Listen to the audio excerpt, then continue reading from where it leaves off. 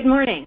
My name is Marianne Fox, and I am a managing researcher here at the American Institutes for Research. Welcome to Perspectives on TIMSS 2015, putting U.S. results into an international context. Before we begin, I wanted to go over a few housekeeping items. We have over 160 attendees registered for this event today. Therefore, this webcast is listen only. Attendees may submit questions to the presenters at any time using the chat box. Please include to whom the question is directed. If you have encountered technical issues, please address your question in the chat box to IT support. The slides for this presentation are available in the handout section in the webinar menu on the right side of your screen. The full biographies for today's presenters are included at the end of this presentation. The webcast will be recorded, and the recording will be available on YouTube at the address listed on your screen. I would now like to introduce Dr. Dana Kelly. Dr. Kelly is the branch chief for the International Activities Branch at the National Center for Education Statistics. Dr. Kelly.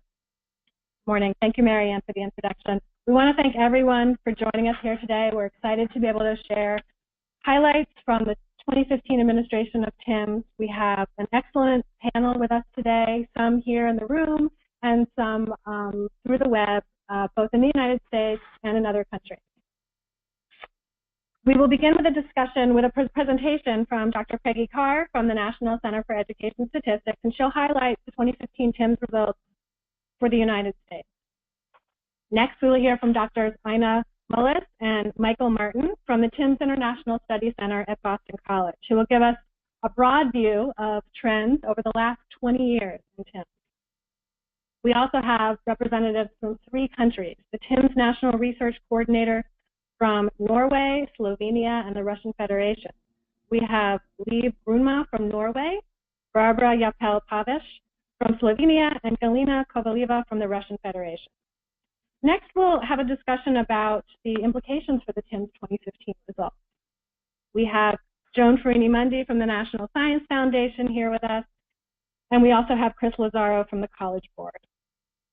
So I'm very happy to introduce Dr. Peggy Carr to discuss the TIMSS results from the U.S. perspective. Dr. Carr is the Acting Commissioner of the National Center for Education Statistics in the U.S. Department of Education. In this role, she's responsible for all of the international assessments that the United States participates in, including TIMSS, and also the National Assessment of Educational Progress, the nation's report card. Dr. Carr. Thank you, and good morning. I'm pleased to be with you today to present the results from a major international assessment, TIMSS, Trends in International Mathematics and Science Study. TIMSS administered math and science assessments to 4th graders in 55 education systems and to 8th graders in 44 education systems. We use the term education systems because IEA member countries include both countries, which are complete independent political entities, and other education systems that are non-national entities. That would include England, Hong Kong, and Florida here in the United States.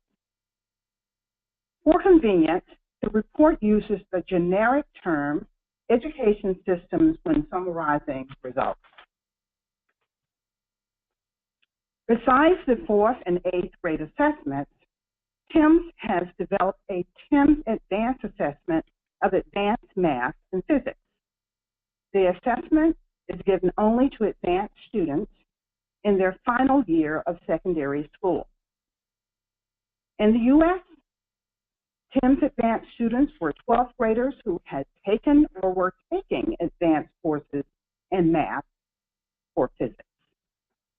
In math, these courses were like AP Calculus courses and IP or IB Calculus courses, and they covered calculus content. In physics, these courses were second-year high school physics courses, including AP and IB physics courses. TIMSS Advanced was administered in 9 countries, but one, the Russian Federation, had 2 samples in advanced math. One sample of the most exclusive students, those who took intensified courses, 6 or more hours per week in advanced math, and another of students who took advanced math, but only 4.5 hours a week.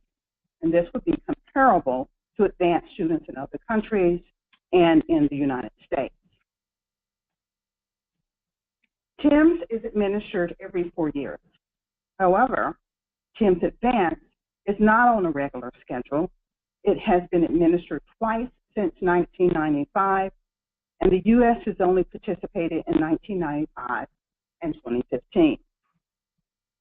The 2015 represents a chance to get a broad overview of 20 years of data.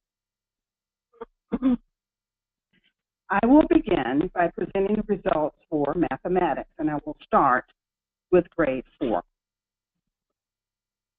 Over these 20 years, the average scores of U.S. fourth graders have improved, but this improvement occurred between 1995 and 2011.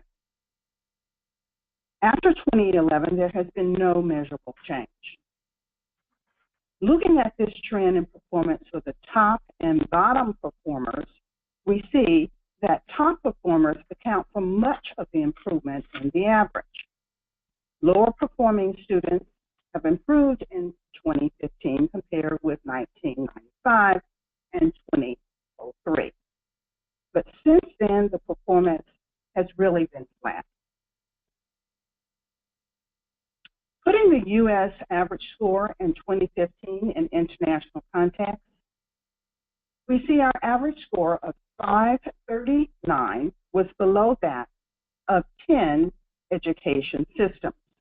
The range was 353 to 618. The U.S. score of 539 is closer to the top than to the bottom, but note that the scale is 0 to 1,000 with a standard deviation of 100. That means that students in Singapore who scored 79 points higher than U.S. students scored about 0.8 of a standard deviation above our students. The U.S. score was not measurably different than 9 education systems, and that includes Florida. It was higher than that of 34 education systems, and you will be able to see these data on page 5 of the report.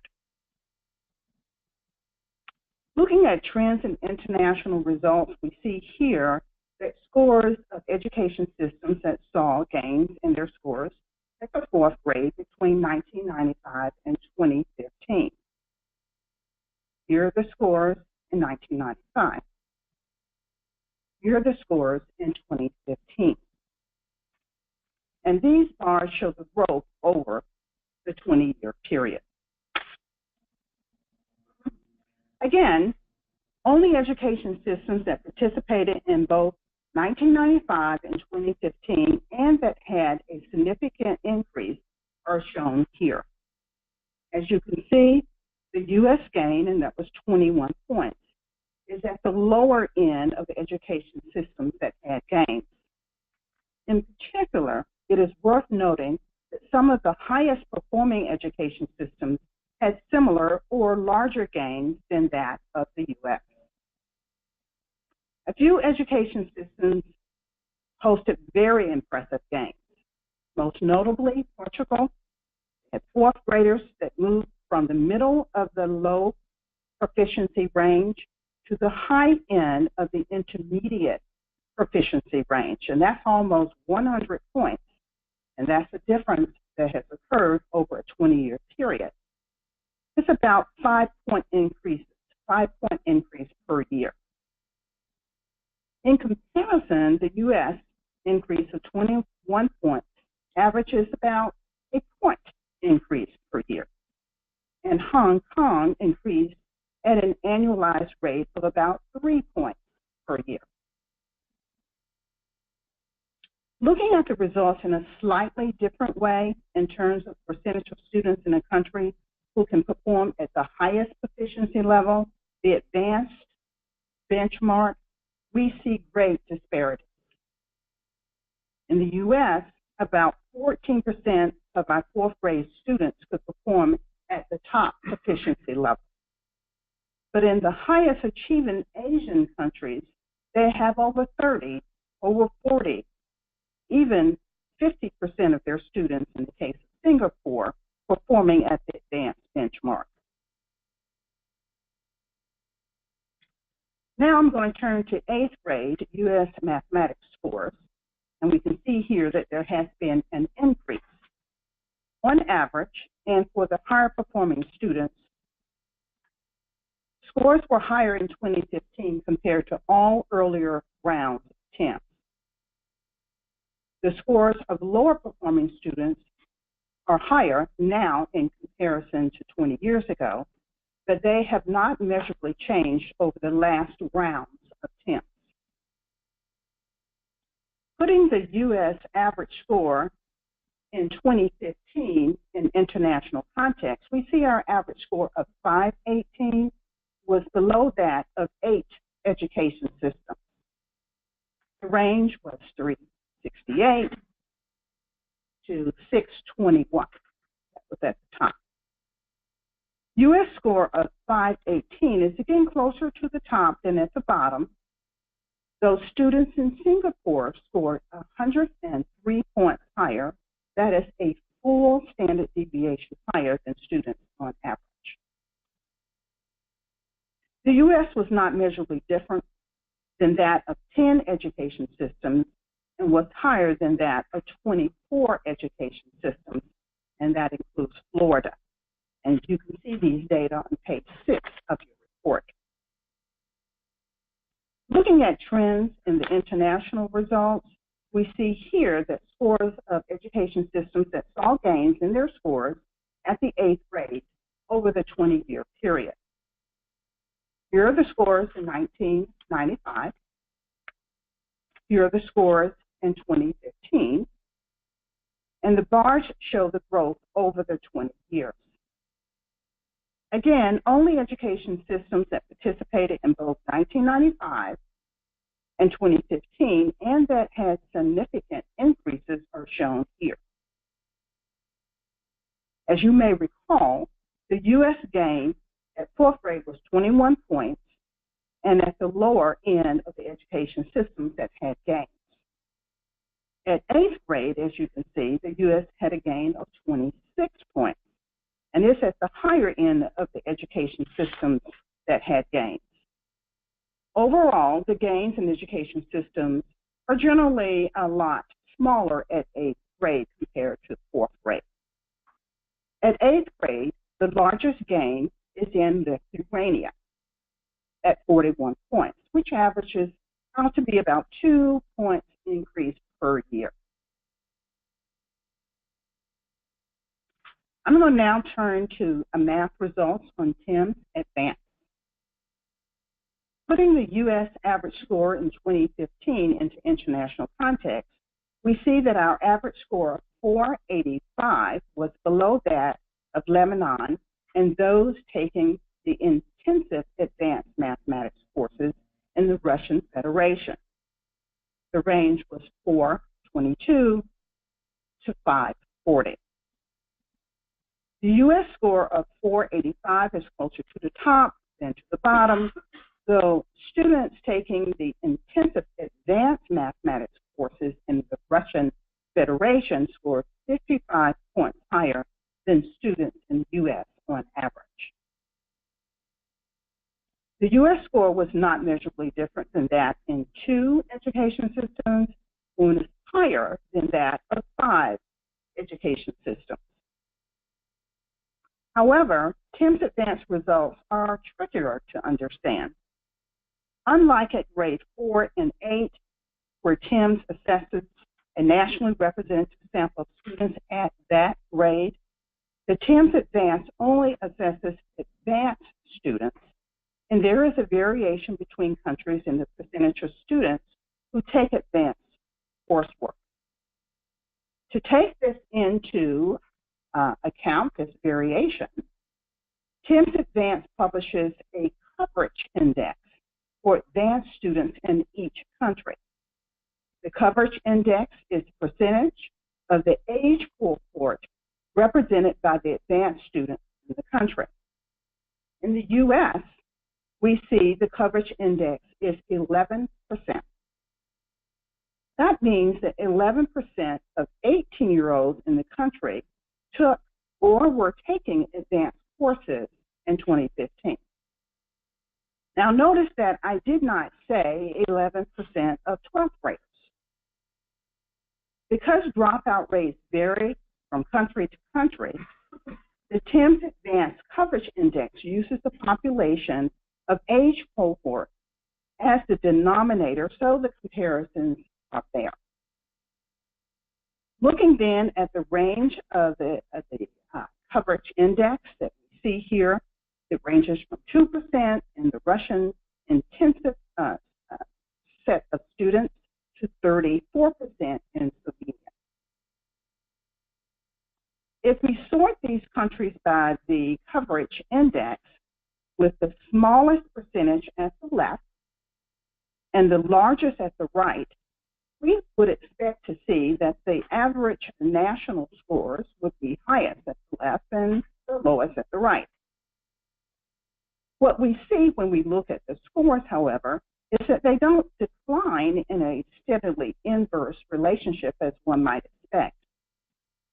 The Russian Federation's intensive students do have the highest score, but notice that the U.S. defies the pattern and has a higher score than countries on either side with smaller coverage indices. And then Portugal and Slovenia at the far right do not have the lowest average scores. Looking at trends in international results, we see here that the advanced student scores range and they change in 1995 to 2015 for all education systems that participated in the assessment for both of the data collection years. Notice that there are no score increases during this time period. In 3 education systems, including the U.S., there's no measurable change. In 3 education systems that are shown here, there are some significant declines. The largest decrease is in France with 107 points, which averages out to be about a 5-point decrease per year. Notice also that the change in the coverage index, and that's shown in parentheses, on both for both years under the country's name, the coverage index for the U.S. increased from 6 to 11 percentage points between these years. In contrast, in France, the coverage index held almost steadily, but we saw a huge decline. Now what presents the results for science starting with 4th grade.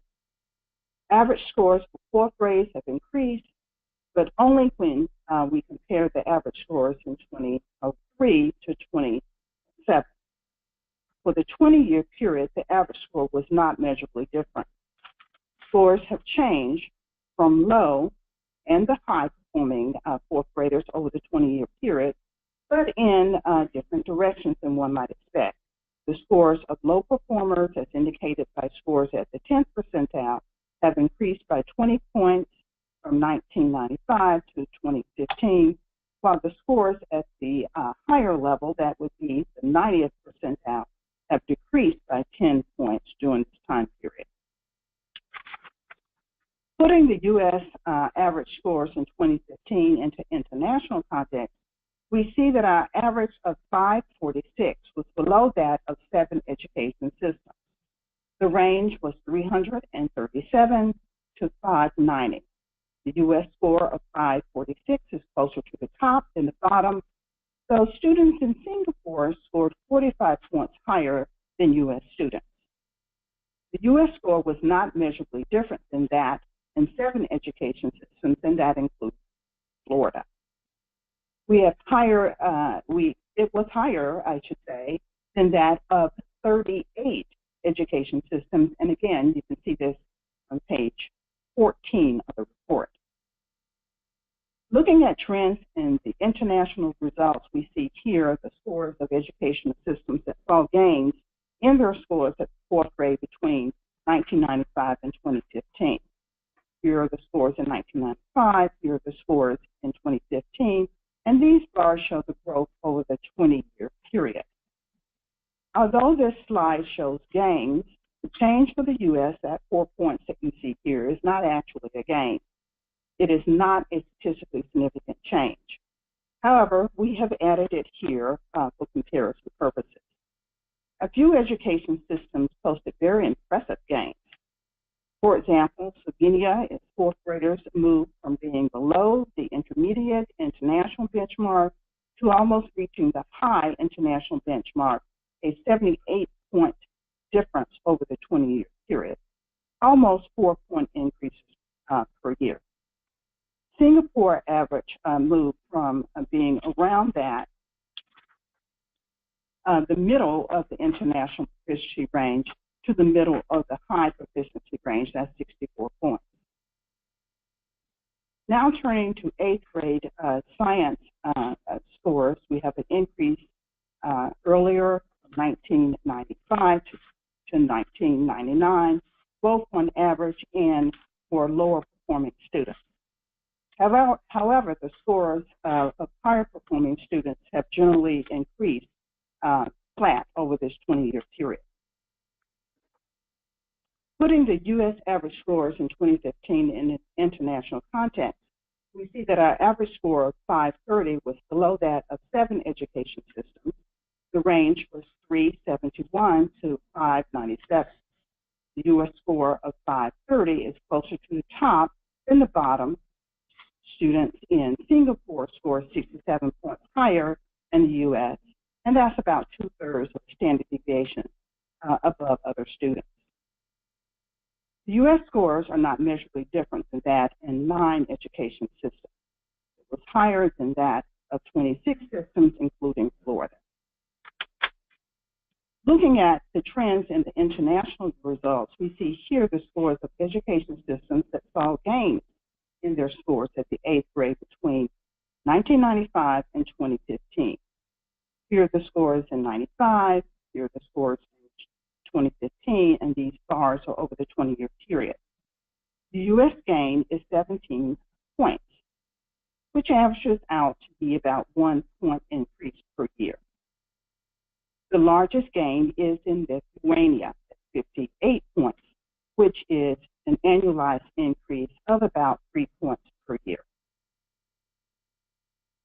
I'm going to turn now to physics results in TIMSS Advanced. Putting the U.S. average scores in 2015 into international context, we see an average score of 437. The U.S. score of 437 puts us in the lower middle range compared to other participating education systems. Students in Slovenia scored 94 points higher than the U.S., and the U.S. score was not measurably different than that in Sweden and was higher than that in Lebanon, Italy, and France. Taking the coverage index into consideration, we have Lebanon and the U.S. at the far left with 4% and 5% respectively, and France at the far right at 21%.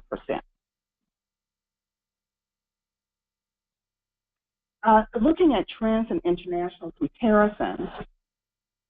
Okay, so we are going to skip now to the gaps. Slide 30.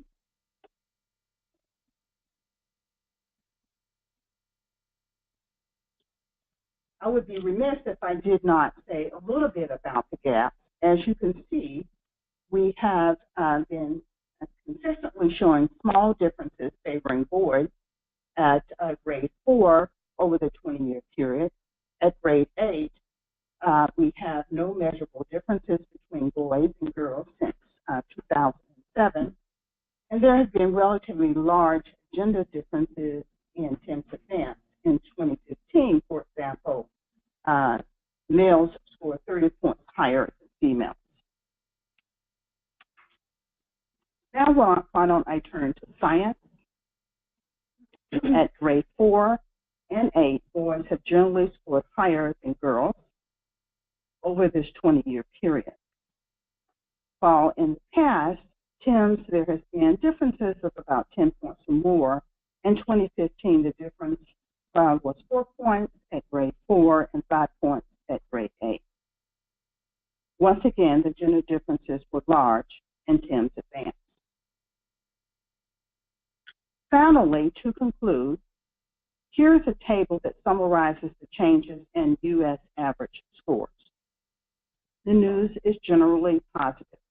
There are several instances of score increases, and there are no score decreases. Score increases are generally been detected over the 20-year period, and we are seeing some changes from 11 to 15. You can also see the increase tends to be found more in math than in science, and more at 8th grade than at 4th grade, with no changes found at the TIMSS Advanced level. So that concludes the presentation of the data for the U.S. in context. For more information, please visit the TIMSS section of the NCS site. Thank you. Thank you so much, Peggy. Our next presenters are going to be Drs. Ina Mullis and Michael Martin to discuss the international results. Dr. Ina Mullis and Dr. Mick Martin are the executive directors of the TIMSS and PIRLS International Study Center. They have directed TIMSS for more than 20 years, and they also direct the IEA Progress in International Reading Literacy Studies. So I will turn it over to you, Mick. Thank you, Dana. Good morning, everyone, and greetings from Boston College. We are very pleased to have a chance this morning to talk about some highlights, international highlights from 20 years of TIMSS. I will say a few words about trends in student achievement, and then Ina will reflect on trends in contexts for learning mathematics and science. There were 17 countries with 20-year trend data in TIMSS at the 4th grade and 16 at the 8th grade, with the United States taking part at both grades. In general, there was improvement across the grades, with most countries having increases than decreases in student achievement. Long-term trends show greatest improvement in mathematics at 4th grade, with 14 countries, including the United States, having higher average achievement, 1 unchanged, and 2 with lower achievement. The results were not so encouraging for 8th grade mathematics, with 9 countries increasing, 4 the same, and 3 decreasing. Again, the United States is among those with increased achievement. In science at the 4th grade, achievement was up in 11 countries, unchanged in 4, and down in 2. The United States was in the unchanged group this time. The results for science at 8th grade were similar to those for mathematics, with 9 countries improving, including the United States, 4 staying the same, and 3 with lower achievement. The trend data from TIMSS Advanced showed disappointing results in both advanced mathematics and physics. None of the 6 countries with 20-year trend data improved in either subject. In advanced mathematics, half the countries had lower achievement since 1995, and the rest, including the United States, were essentially unchanged. In physics, 4 countries had lower achievement, and just 2 managed to maintain the status quo, in which the United States was 1. To help countries understand the specifics of what students know and can do in mathematics and science, TIMSS characterizes achievement at 4 international benchmarks: advanced, high, intermediate, and low, and reports the percentages of students reaching these benchmarks in each country. Remarkably, of the 17 countries at the 4th grade, 3 raised achievement in mathematics and 8 in science across their entire distribution, improving at each of the 4 benchmarks from low to advanced. Results at the 8th grade were almost as positive, and also similar for mathematics and science. Of the 16 countries, 5 raised achievement in mathematics and 4 in science across the entire distribution, again improving at each of the 4 benchmarks. 20 years ago, TIMSS 95 found that gender differences in mathematics achievement were generally small, although countries in which there were differences, it was always boys who had higher achievement. The boys' advantage in science was more pronounced, with boys outperforming girls in about half the countries of 4th grade and almost all the countries at 8th grade. In mathematics at 4th grade, the modest advantage held by boys in 95, just 5 score points on average, was unchanged in 2015. However, with an average difference of 9 points, the gender gap was larger in science at the 4th grade in 95. By 2015, the difference had fallen to 3 points, such that the gender gaps in science and mathematics were now comparable, 5 points and 3 points respectively. The 8th grade mathematics gender gap in 95 was similar to the 4th grade, just 6 points on average. By 2015, this difference had fallen to just 2 points. 8th grade science had the largest gender gap in 95. Boys outperformed girls in all but one of the countries, with an average advantage of 21 points. However, by 2015, the gap had almost completely closed, falling to just 2 points on average. Despite this remarkable narrowing of the gap, girls did not have higher science achievement than boys in any of the 20-year trend countries. TIMSS Advanced 95 showed that in advanced mathematics, and especially in physics, there were proportionally more boys than girls enrolled in advanced programs, and boys had higher achievement than girls on average. By 2015, there was an increase in the proportion of girls taking advanced mathematics, notably in the United States, as we have seen, but little change in the achievement gap. Boys still outperform girls by about 20 scale score points.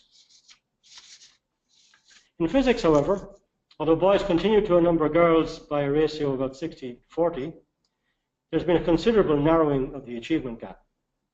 The 53-point advantage held by boys in 95 was reduced by almost 1/2 to 28 points on average in 2015. Now, over to Anna. Thank you, Mick. Hello, everyone, and thank you, Peggy and Dana, for this opportunity. There have been interesting changes internationally across the past 20 years in school contexts for learning mathematics and science. First, just as our curriculum continually is undergoing revision across the states, nearly all the TIMSS countries have implemented periodic curriculum reforms, ranging from updates to full-scale revisions. Topics have moved down in the grades to the extent that mathematics and science curriculum often begins in pre-primary school. Also, for example, data handling and statistics are commonly included in the 4th grade, and in science, the curriculum is changing from a study of students' immediate environments to the more traditional life science, physical science, and earth and space science. Another considerable shift has been the growing emphasis on cognitive domains, thinking, communicating, and problem-solving skills, as well as inquiry and investigation skills in science. Accompanying the changes in curricula, there has been a global movement to improve teacher education. Countries have increased the required number of years of education it takes to become a teacher, from 3 years in a teacher training institution to a 4-year university degree or master's degree. Also, countries have tightened admissions criteria for teacher education programs by requiring interviews, minimum GPAs, and sometimes testing candidates. To increase certification requirements, some countries have initiated new oral or written qualifying examinations or mandated probationary periods that include an induction program or being monitored by an experienced teacher. Of course, the integration of technology into countries' curricula and instruction likely is the biggest change in the past 2 decades. About 90% of the TIMSS countries reported ICT initiatives. Countries report using technology to make instruction more efficient, and also more engaging through simulations, animations, and internet activities. Across the TIMSS assessments, teachers reported more increases in just 1 second with the slide, okay? Across the TIMSS assessments, teachers reported more increases in computer use at 4th than 8th grade, and more increased use in science than in mathematics lessons. Interestingly, Singapore has been working on education technology policies for quite some time, building iteratively on the foundation of its 3 previous policies. It introduced its 4th master plan in 2015. Now, okay. In contrast to changes in skilling, students' attitudes towards learning mathematics have not changed much. For example, most students said they enjoyed learning mathematics in each cycle of TIMSS since 1995. Here, you can see that in TIMSS 2015, on average, across the TIMSS countries, most 4th grade students said they liked learning mathematics. 81% combined for the very much and the like categories. And learning science was even more popular at 89%. However, in each cycle, students' liking eroded as they progressed through school, especially in mathematics. By 8th grade in 2015, although 81% still liked learning science, only 61% liked learning mathematics. The United States was just about average internationally when it came to liking, but here, at the 8th grade, it had an even larger dip in mathematics to only 53%, a slim majority. Finally, by TIMSS Advanced, in the final year of secondary school, 67 to 71% liked learning mathematics and physics, but the very much category had dwindled down to 18 to 23%. Thank you.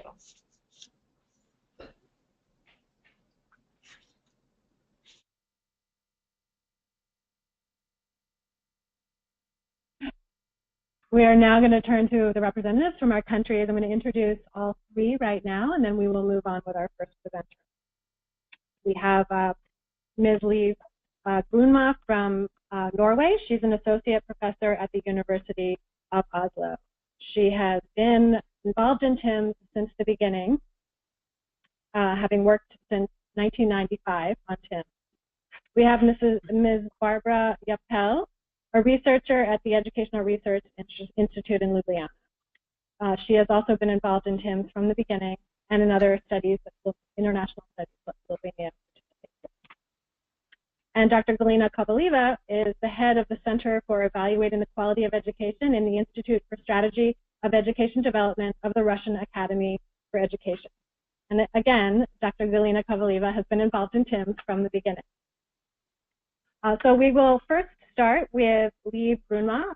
Before you begin, I just want to remind people that if you have questions, please use the chat function to send them in, and then we will open up for questions at the end after we've had all of our presenters. So please go ahead. Hello. Hello, my name is Grønmo. I'm from Norway. I'm the NRC for TIMSS Advanced now, but I have been NRC for several of these studies. And I will look at it, what we have experienced from a Norwegian perspective by participating in all these TIMSS and TIMSS Advanced studies. One of the most important conclusions is that we can see how one level in school influenced other levels in school, and we get a very consistent picture of what is positive in our school system, as well as what we have to change to improve students' performance. May I have the slide? In this slide, you see that this is from TIMSS Advanced, And we can see that from the 95 study to 2008, it was a negative trend both in mathematics and physics in Norway. And then from 2008 to 2015, we see it's a little bit increase in mathematics, but still going down when it comes to physics. But how to understand this? How can we explain it? And the interesting is, if we go to lower levels in school, from the mid-95 until 2003, there was a decrease in both math and science in Norwegian students in grade 4 and grade 8. But this led to a big shock about politicians and others in Norway, and it ended up with a new curriculum in 2006 called Knowledge Promotion. This new curriculum was supported by all political parties, and we have a lot. And in the next studies, in 2007 and 11, we can see it was a general increase in students' performance, mostly in mathematics. So it seems like we were able to change this negative trend. In TIMSS Advanced 2008, we saw the same trend from 95 as we saw in primary and lower. So we see a consistent picture that if you want to make your system better, we have to take into consideration, even when we are talking about TIMSS Advanced, what we do, what we prepare the students for in lower levels in school as grade 4 and grade 8. We have been able to go from a negative trend to a positive trend, starting out in lower level and primary and lower secondary, and in 2015 also in mathematics last year at the secondary school. We are not back at the level we were in 1990, so we still have a job to do. But we have managed to change the negative trend, which is very, very good. It's not easy, but we have done it. And we learned that we have to go through curriculum for all grade levels, and it has been very important for us, even if it's a small portion of the students who take these courses in upper secondary school. They are very heavily influenced by lower levels in school. We have also got a lot of information about what are problematic in the Norwegian society system. And one of the main problems we have is in mathematics algebra. We have changed the trend, but we are not doing well, or we are doing quite badly in algebra. They perform low in lower secondary and upper secondary, and even in teacher education in Norway. We participated in the TIMSS study for teacher education. For further improvement in mathematics, we have to make changes in our curriculum. Not only in upper secondary school, but just as well in primary and lower secondary. To make some improvement in science, this again has to be on both the other levels. So the consistent picture we get through our system has been very, very important for us. But with all this information we have, I am still very optimistic. We could change it, we can improve it.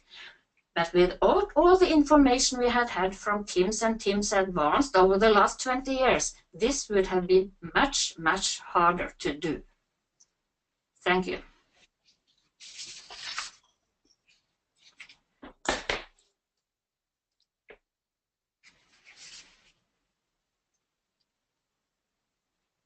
Hello. Barbara, you may go, Barbara. Hello, good morning. Today we are very happy to celebrate our good results in TIMSS and TIMSS Advanced studies. They are better than it was expected. Of course, it's too early to give a definite explanation about good achievement in Slovenia. There are most likely many reasons. But to understand good results, especially in TIMSS Advanced, maybe it's important to know that in our country, mathematics is compulsory subject for all future university students, independent of their future areas of study at university. Mathematics exam at the end of the general secondary school is compulsory for all. It can be taken at basic or high level. Score is used as criterion for admission to the university studies with limited entrance. Students who want to enter these studies, such as medicine or biomedical studies, are highly motivated for high math score. In TIMSS Advanced, those students reach the highest mathematics score from all populations, as it's seen on the graph. The coverage index for those students is 8.2, and it's quite high. So we are very happy with the result of our subpopulation of TIMSS Advanced group of students. Also, most STEM studies at university with limited entrance also required for candidates to pass the final exam from at least one science subject. Therefore, students who want to enter limited STEM studies are also highly motivated for high physics score. And that may be the main reason for high physics results. Our specialists, Dr. Zupan, director of the examination center, and Dr. Planišić, may I ask for another slide?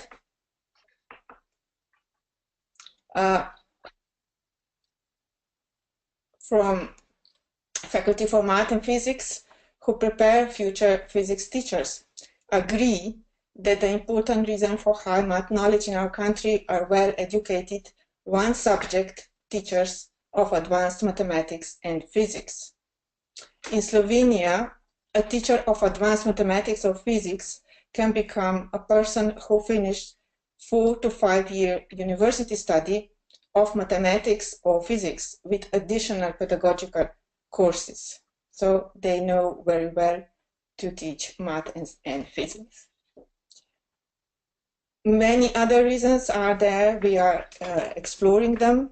There was also implemented and then revised new curriculum for all grades for 1-on between 2008 and 2011, with improved definitions of topics and standard of knowledge that could contribute to good results.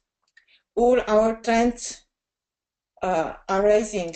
We don't observe any decreases in knowledge through all of these 20 years of TIMSS studies.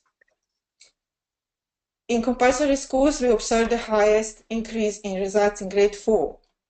Teachers at that level are class teachers.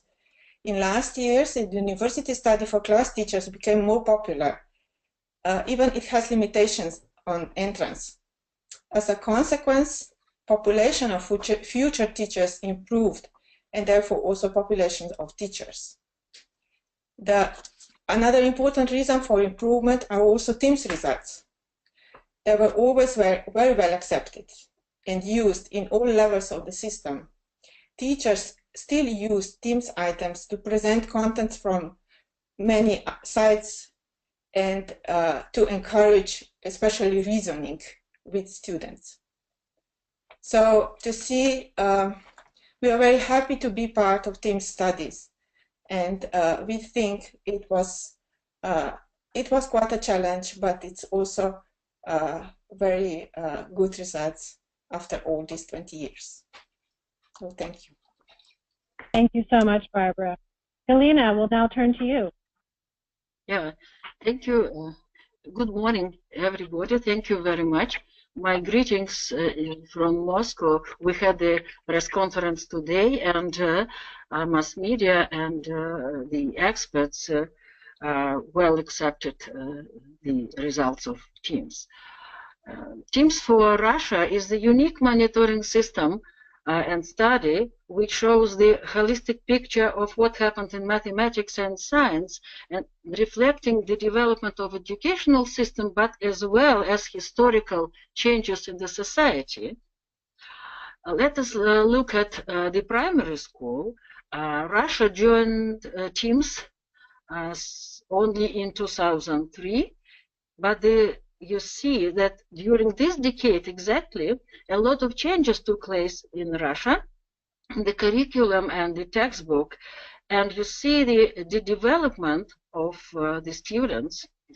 Look, especially at the results for the population for 2015. Exactly the students were taught according to the new educational standards orientated on the metacognitive development, personal development, and we changed greatly the curriculum for the primary school. And if you look even for the numbers of items which fitted to the Russian curriculum for the new standards, you may find that about twice larger numbers from 35 till 66% of items for TIMSS now fit to the Russian curriculum, and all this reflected in the results.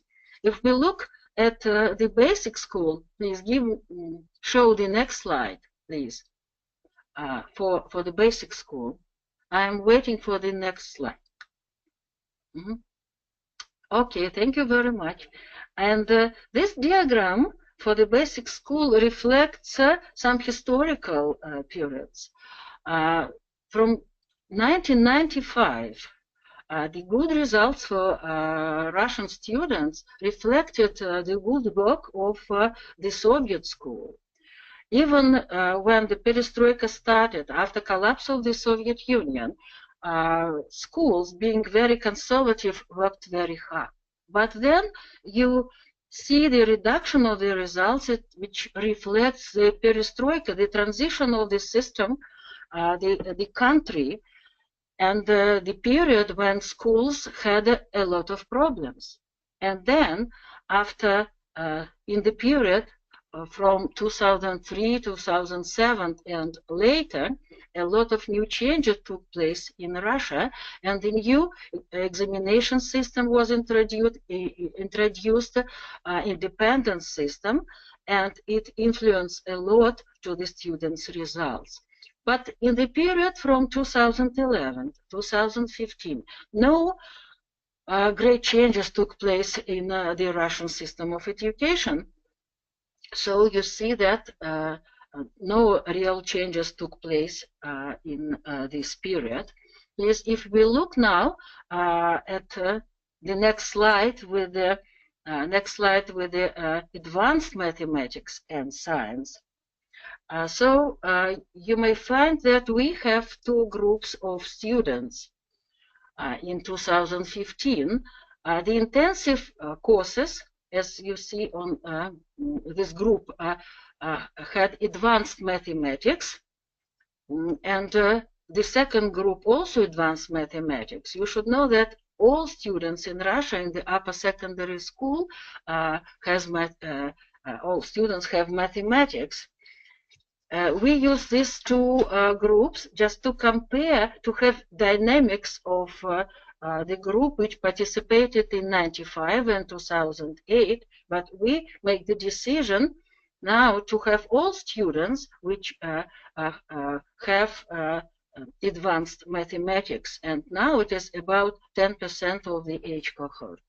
As many countries, you may observe that we have some reduction of the results. It is very difficult to explain now. We need more deep analysis. But today, during the press conference, some of the experts from mathematics community try to explain this decrease by the change in the curriculum, especially with the calculus, less emphasis on calculus in the curriculum, in the national examination.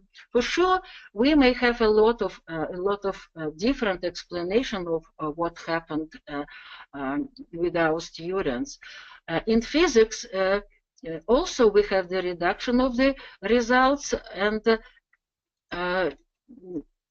if we look more deeply on the gender results, we may see that the main reduction took place because of the drop of the results for boys. Girls still have the same results through all three periods or points, but boys considerably reduce their results. So if you look on these three slides, you may see that it is a short story for Russia, but it reflects a lot of things. And we hope in the future because our results becoming higher and higher in the primary school with the new standards, and they're introducing continuously now in the basic school, then in the upper secondary school. We hope for the better results for our students, and we're very grateful to TIMSS community that we receive very good picture. Thank you very much. Thank you so much, Galina. Our final presenters today will be Dr. Joan Ferrini-Mundy and Chris Lazzaro, talking about the TIMSS results and their implications for the United States. Dr. Joan Ferrini-Mundy is Assistant Director for Education and Human Resources at the National Science Foundation, and Dr. Christopher Lazzaro is Director of Science Education at the College Board. Joan, we'll begin with you. Thank you. Good afternoon, everyone. I'm very pleased to be a part of this session and to offer my congratulations to everyone who's been involved in getting us to where we are today. The administration and execution of this TIMSS assessment is not a simple matter, and I'm really pleased to be a part of celebrating the fact that it's complete, that we owe congratulations to the IES and NCES, Boston College Group, the national research coordinators around the world, and the IEA, and many others. I speak from the perspective of an agency that is very concerned about the progress of science. That's our mission. We seek to advance science and engineering. And a big piece of our mission at the agency is around the preparation of a science and engineering workforce that will lead tomorrow's science and engineering, that will be able to participate globally with colleagues around the world. So with regard to the TIMSS release today, obviously there is much to be learned, and we've heard this from most of our panelists, the importance of understanding the ways in which the contextual variables relate to the achievement variables so that we can better understand the reasons for success, the reasons for improvement, and places where we might wish to continue to focus effort and energy. And I would say that in the United States, it seems that the TIMSS results always attract attention from state and national policy leaders in their discussions and in their planning for the improvement of science and mathematics education.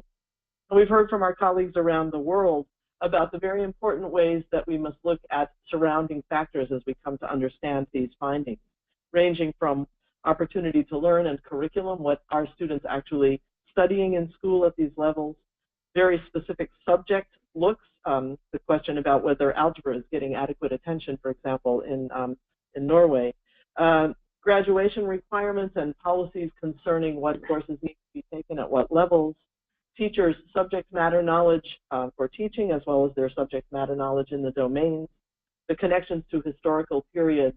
All of these factors need to be considered as we seek to put the TIMSS results into context and to look at what we can take from them and how we can continue to improve. It's also wonderful to have 20 years of data and to think about these trends in this way. So looking more specifically at the results for the United States, I think the messages have been summarized very well by my colleagues. The findings have been summarized well. A couple of things that I would point to, I think for 4th and 8th grade in mathematics in general, the improvement, or at least holding steady over the long term, is a positive. There's continued work to do, of course, for us in mathematics, and we see some optimistic signs, I think, in the 8th grade mathematics findings.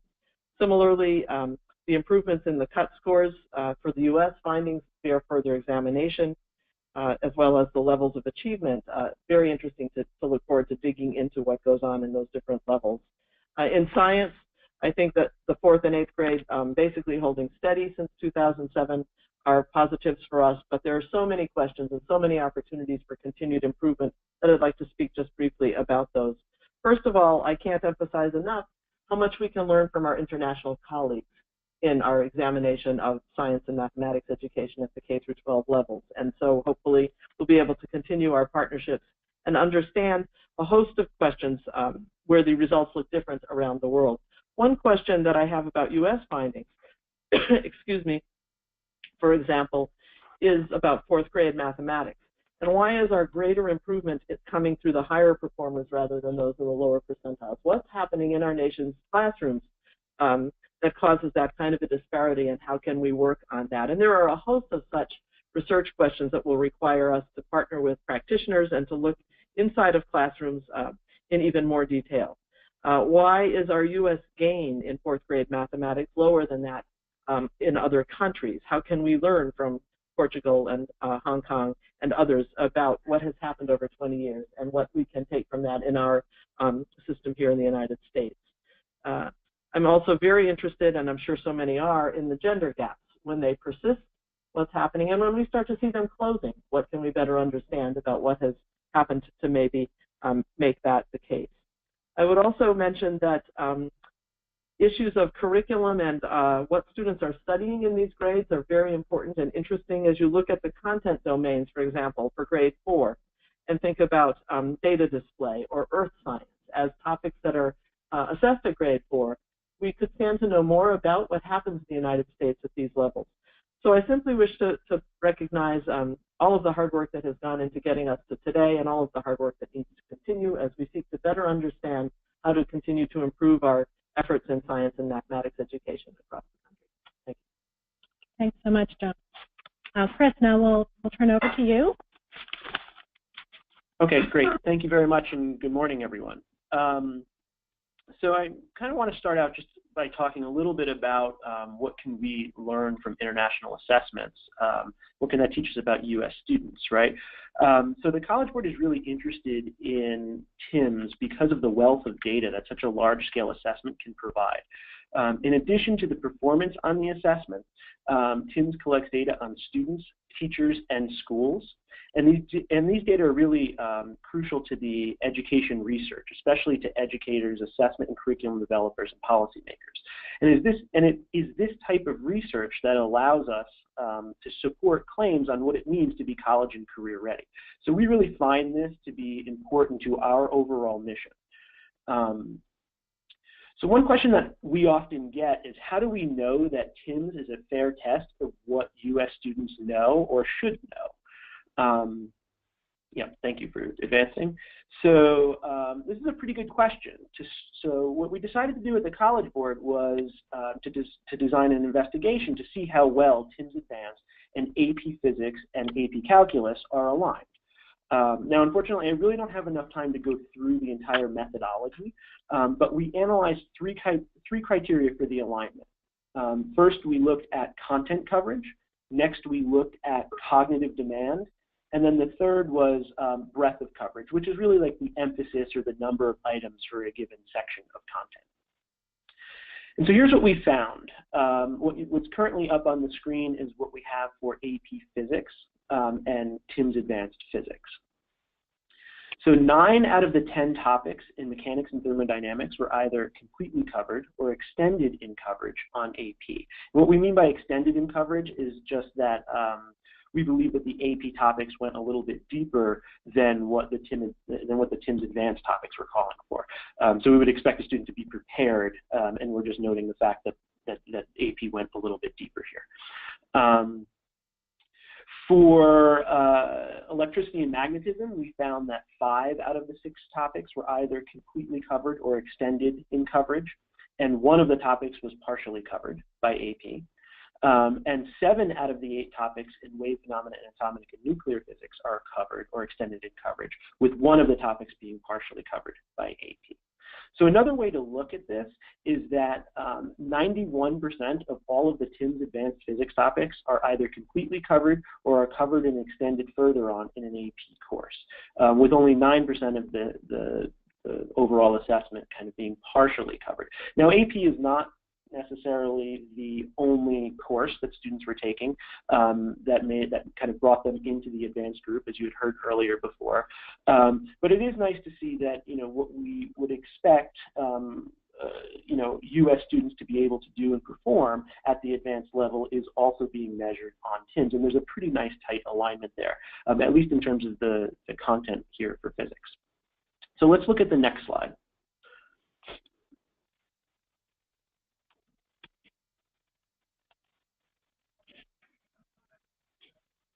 There we go.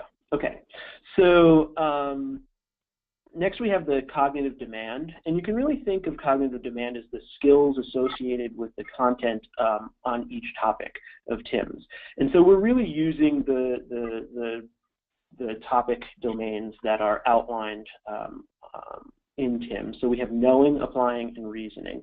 And what we've done is we've taken each one of the AP learning objectives and we've organized it under either knowing, applying, and reasoning to see kind of how these things would compare.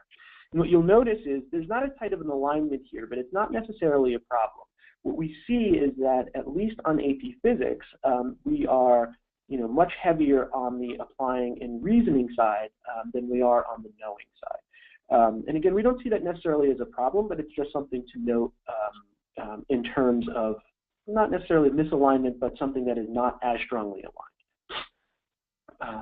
Let's take a look at the next slide, which will lay out the calculus and math. So here, what I'm showing at the top is AP Calculus A, B, and BC. We have 2 courses at the College Board, and we did the alignment study kind of looking at both of those courses independently. It's not so much important to kind of talk about this in terms of, how many out of each topic were covered, because what we see actually is that TIMSS Math covers both calculus, algebra, and geometry.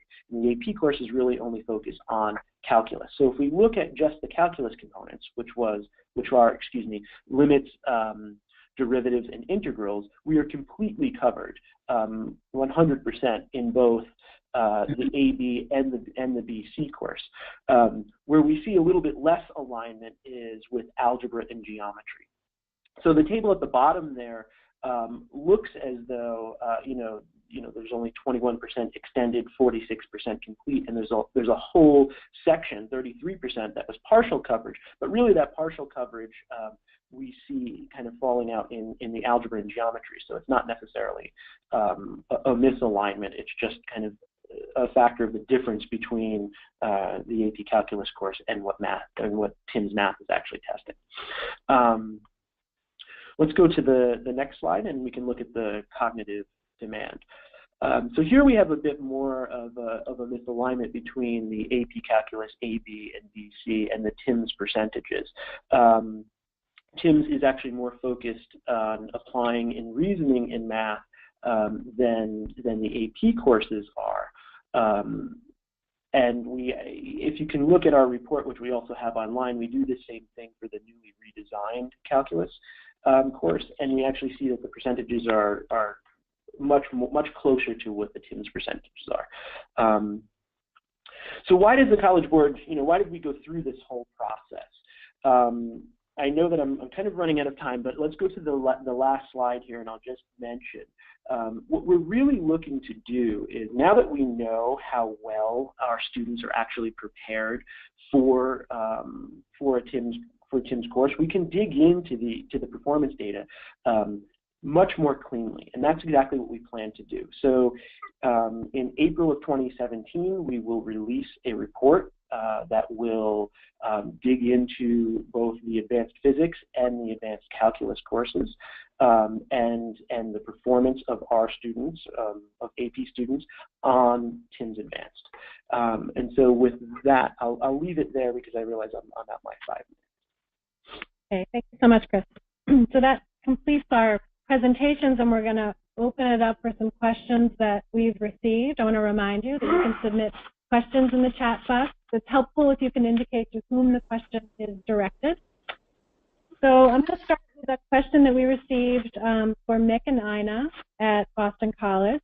So someone has asked, they've written in to say, across the world, more countries improved in math than in science since 1995. What do you think accounts for that, or what have you seen in your view of the perhaps contextual data that might be leading to that, to what we see there? Well, thank you, Dana. I think that we might have a little bit of a floor effect in 1995 going on in mathematics that wasn't present in science. So I think it could be, from several countries that I know of, that people were more surprised at how low their achievement was in mathematics, and that there have been more directed, targeted reforms in mathematics than there have in science, globally from all the countries. Thank you. We have another question. I'm going to direct this to Joan. Joan, someone noted that Norway reformed its lower and secondary schools math curriculum, and then that resulted in improved student performance. Can you say a bit about the coordination of curriculum reforms in the U.S.? Do we think about it in that same way? What do you observe? Thank you. As I mentioned in my own remarks, we do have much to learn from other countries also whose systems and arrangements for curriculum might be quite different from those of the U.S. As you know, in the United States, education is a local matter. Okay, education decisions about curriculum, the process for that lies within states, and there is some coordination across states, but basically these are conversations that happen in very different ways around our country. In general, I would say in mathematics at grades K through 8, there has been, I think through a variety of kinds of efforts, some attempt to, as someone mentioned earlier, I think, to move perhaps more sophisticated content into earlier grades, and we are seeing some of that. But to understand how that really plays out here, will take more analysis as we look at the content domain subscript. Thanks. Nick and I have another question for you. A participant observed that the Asian countries have not only done well, again, but they've shown steady improvement since 1995. Have you identified anything that they're doing differently, or what may be happening there for this continued improvement in those top performing countries? And along those lines, we had another question related to the performance of those top performing Asian education systems. What sorts of items on the TIMSS assessment are those students doing well in compared to U.S. students? I guess I could start, Dana, because the answer to both questions, when we talk to our Asian colleagues, they say that they pay detailed and rigorous attention to all of the ingredients of effective education: curriculum, teachers, resources, parental support, coordination, coherence, and then similarly the answer to the second question is they do extremely well on all the TIMSS questions. Okay.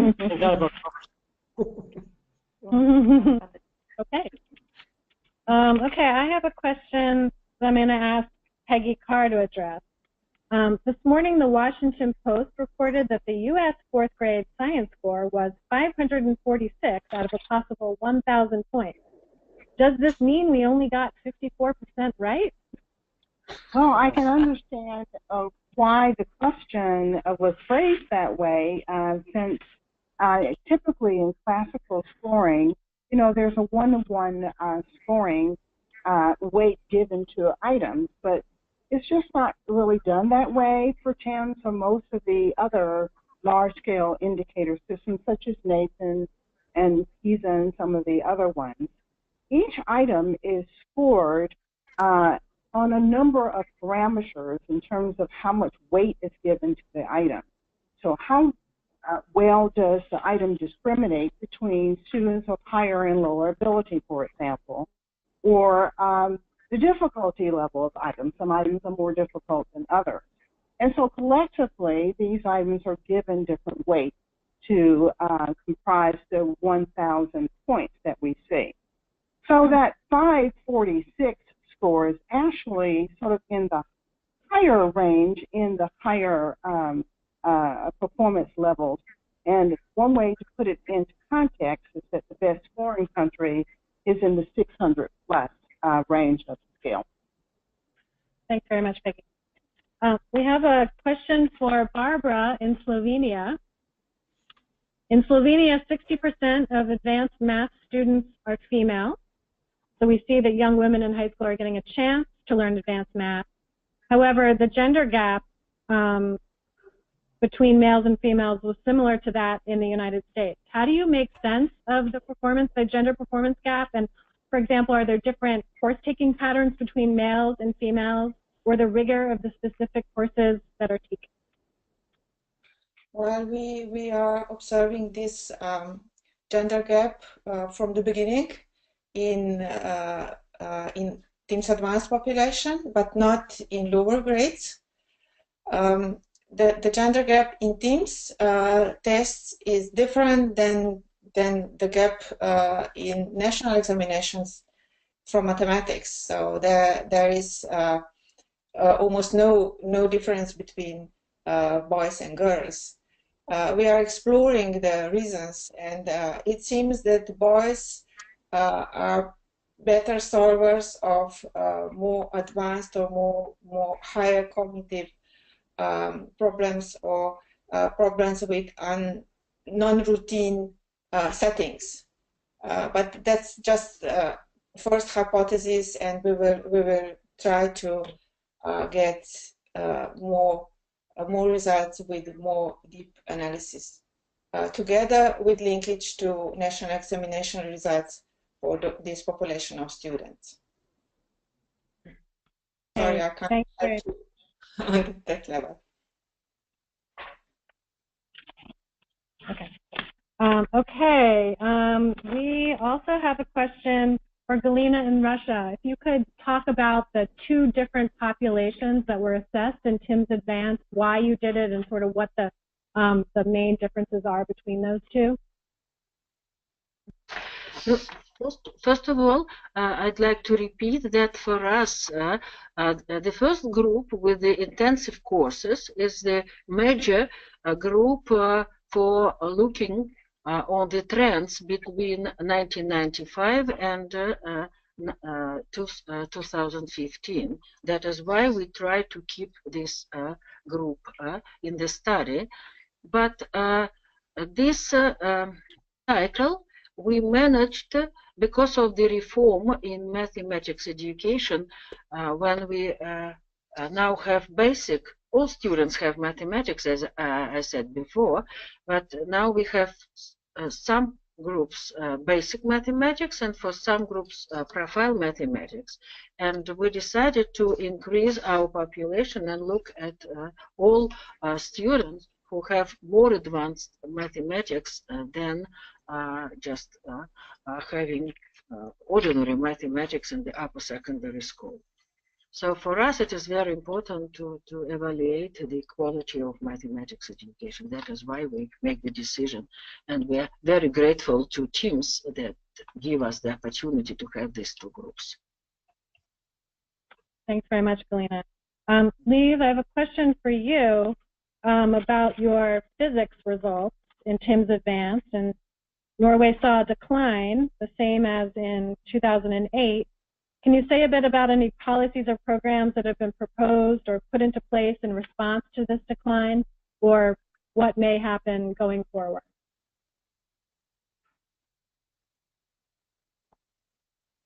Liv, that question was for you about Norway's results. Do you hear me? Yes. And now we can. Thank you. I can say something because we now are in the situation we are revising our national curriculum. But we did a lot of analysis for why was it the case that we have the decrease from 1995, where we were achieving very well, until 2008. And what we found was that this was linked to mathematics, in the sense that the items where we had the highest drop in performance was actually in items where the student needed algebra. So part of the problem which we now are discussing in our country is how we can make a close connection between mathematics and physics for the best of both of these subjects in school. Thank you very much. So Nick and Ina, we have a question for you about TIMSS Advanced, and that is what sort of information we may have about students' future plans and whether or not they want to study advanced mathematics or physics when they go to university.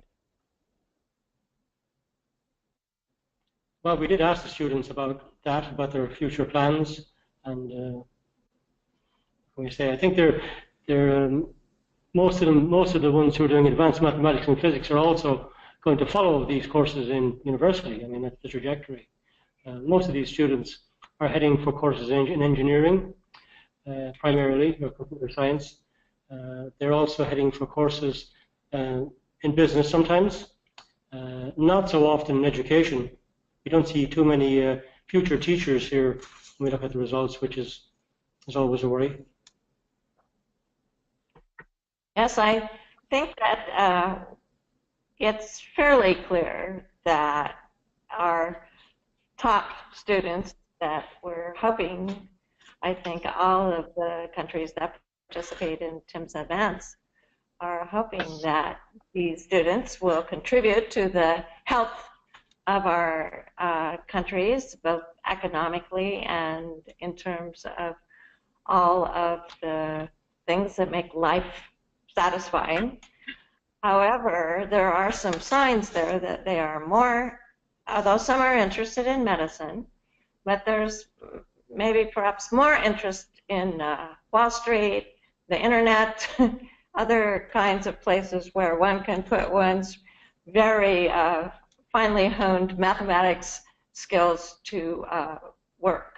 So, you know, what Mick said is true.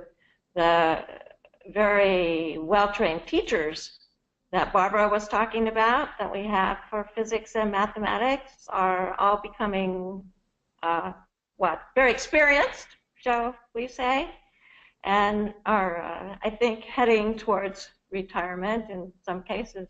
And there does not seem to be any replacement coming up the pipeline for those teachers in a lot of countries. Okay, thanks, Lena. Chris, I have a question for you. It's sort of two parts. It's about the TIMSS Advanced results. So one is if you could say a bit about what you might find encouraging or not about the performance on the TIMSS Advanced Physics. And given your experience with programs that target advanced students, what areas do you see are in greater need in the United States for more attention for these students? Okay, so I guess to start, what do I find encouraging? Well, one thing that we're seeing, I think, if we kind of look at a lot of the trend data, is that there is a deeper understanding and curricula being taught at a more complex content level at, for a lot of these advanced students. It's also, what we're beginning to see is that their understanding as it relates to the skills and practices of both science and math are also deepening, and we see a lot of U.S. curricula beginning to reflect that as well. And I guess what I kind of mean by that is that U.S. students don't only seem to know the advanced content knowledge, but they're also able to apply that knowledge to new situations or reason with it in more complex ways. It's actually something that our report is really going to try to focus on because we're interested to see how that plays out. It's been a big part of how we've redesigned the advanced placement courses. And so I guess and maybe to kind of support that from the data that we're seeing come out of NCES today, and I would encourage people to go on the NCES website and look at all of the data tables, because there are several that relate just to the advanced topic areas, and one of them really shows that, and it's really encouraging for us that it seems to be that the AP students are actually elevating the overall U.S. mean. So what we want to do is we want to kind of tease apart why is that? What is it that those students are either being taught or are doing that is helping to elevate that overall mean? We have a hunch that it's related to that skills and practices focus, but we don't know yet. We'll find out, I guess. And so I guess that also goes along to the greater need part of the question. What do I see as an area where we need greater need? I mean, it's almost cliche now to talk about inquiry, education, and science classrooms and hands-on learning and all the rest of that. But I still think that there's a long way to go there, and I think that more classrooms working on that and getting students involved in labs and working kind of hands-on would help. So. Okay, thank you very much. We are almost up, but I think Peggy wanted to add something to what you just said.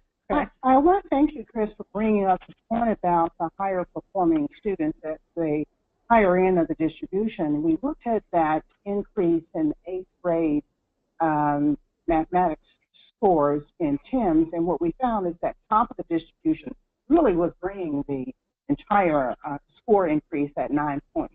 Up. And we believe that we need to do a little more work, Joan's point, I think, because NAEP results showed a very different pattern. And so there's some work to do here to see exactly what is going on with these data. Thank you for making that point. Okay, thanks. So our time is up. I would like to point on the slide that we were just showing.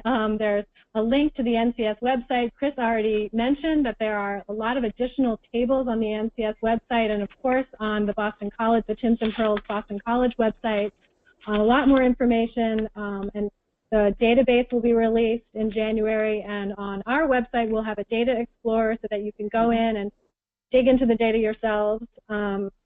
There obviously, I mean, Joan listed a number of questions that we should be exploring. Our representatives from other countries also raised really important questions and things that they're all going to be looking into further.